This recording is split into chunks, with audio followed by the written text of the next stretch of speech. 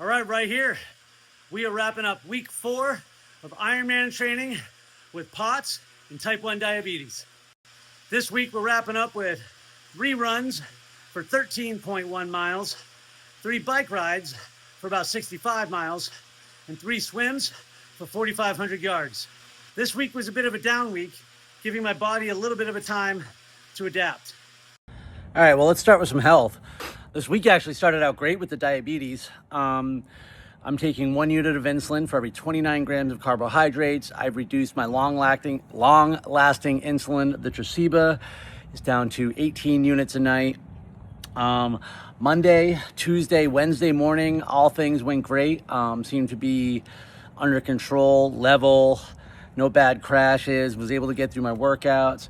And then Wednesday afternoon, just crash. And no matter what I did, blood sugar just kept going low. And then, of course, late Wednesday night, and right now I'm at 287 this moment. So it's been a complete rebound. I have lost insulin sensitivity. I don't know, maybe I'm fighting off a sickness or something like that. There are so many variables with diabetes, but I was making some headway. I had picked up a percentage point, a fraction of a percentage point on my A1C. So we're still getting there, but we're making progress. I did manage to drop. I'm down to about 186 right now. So I've lost, give or take 2 to 3 pounds. And that definitely helps by being able to get through a workout without having to take 1,000 calories just to get through the workout. Interestingly enough, and I'm usually wicked neurotic about checking my blood sugar every mile, even during a race. And we're in the Clearwater Running Festival 5K this morning, and I took a honey stinger and waffle. I think I was sitting at about a 150, 160. I took a honey stinger waffle on the way up to the start corral. And then with like less than a quarter mile left in the race, I realized that I forgot. I've never checked my sugar the entire race. I don't think I've ever done that. But all right, I'm going to talk about my workouts, and I'll talk about how POTS affected me throughout. Monday was a nice, easy run. And when I say easy, it just felt good. I've been using, most of my runs come from a book called The Marathon by Richard Diaz, and it's what he calls flow training, which is basically kind of mixed intervals in the flow of your workout. So you're not stopping and starting, you're just doing this run. And it's probably about a 70-30, 80-20. Zone 2 versus zone 3 or zone 4. I noticed it was a little bit cooler both mornings, but I was moving pretty good. I don't remember the exact mile per minute, but at least under 12 in zone 2, which is good because when the POTS is impacting me, sometimes that's 15 to 16 minute mile pace for the exact same run. It is absolutely crazy. But Tuesday, I was on the bike. Again, we're doing sort of a down week. This is the 4th week of training. I've been ramping up pretty hard. I want to let everything adapt, see what I've learned here. So I just did about, give or take, 20 miles on the indoor trainer on Tuesday with some, there were some mixed intervals in there, mostly zone 2.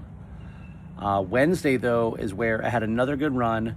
Diabetes wasn't impacted, just like Monday. I recovered well. I was doing a sub 12 mile pace in my recovery zones. So that was all going great. POTS wasn't seemingly much of a factor. I did go to the pool on Wednesday, and then I got a good workout in. And then again, that's sort of when everything just went left. Got another 22 miles on the bike on Thursday morning. Well, the cardiologist prescribed me something called midodrine. I'm not sure, 2.5 milligrams twice a day. I've seen some conflicting stuff about how it'll help a lot of the symptoms of POTS, but might actually make worse some of the other symptoms of POTS, such as the heat intolerance, the exercise intolerance, the excessive sweating. So today, trying it out on the bike, not entirely sure. I keep track of my stats, but I think my heart rate monitor battery died. And I don't have as clean of data because I drink fluids and salt while on the bike. So, but it wasn't a horrible experience. So we'll try it again tomorrow. We'll see what it feels like over the next couple days. And then by this time next week, I'll be able to at least have an informed opinion. And then Friday was back in the back in the pool. I did 1,750 yards. It's the most for this training cycle, and I'll be honest, it's actually close to the highest I've done. I didn't do it continuous though. I've been doing a lot of drills and just picking up a couple hundred yards at a time, building back up endurance. But I did do 500 yards on broken. I'll be honest, this is mostly a confidence thing, but I'm getting more confident. And so I got a little kickboard. I'll be adding that to the Monday drills as well. Today was different though for the run because I did the Clearwater 5K and I didn't know how to run it. It's supposed to be a down week, not just in miles, but also intensity. And I just didn't have it in me. So I ran decent, I guess. I mean, I pushed my heart rate, and I don't know if how much the pots really impacted this or not, because I wasn't playing when he's zone 2 and I don't have as much data here. So I ran like a 9:30 pace, I think, give or take, maybe a little bit faster. Maybe it was a little bit slower. I ran just about 30 minutes for the 5K. And my heart rate was pumping. It was 165. It hit 172 at one point, and I know I have a lot more to go there, but it was probably a lot harder than I should have worked. The good news is my Garmin, which is usually like an abusive son of a bitch, it would normally tell me that I would need like a week's recovery after an effort like that, and instead it told me I needed 38 hours. So instead I gave it 38 minutes and went and got on the bike. All told, because of the inconsistency of diabetes, my biggest fear, if you will, is still the 2.4 mile swim without being able to check my blood sugars or take anything. I'm not the first to do it though, so I'll continue to learn from others. And then, God, I gotta be honest, the thing I'm dreading the most is just being on the bike. I mean, it is not the same as when you're just cruising around with your friends.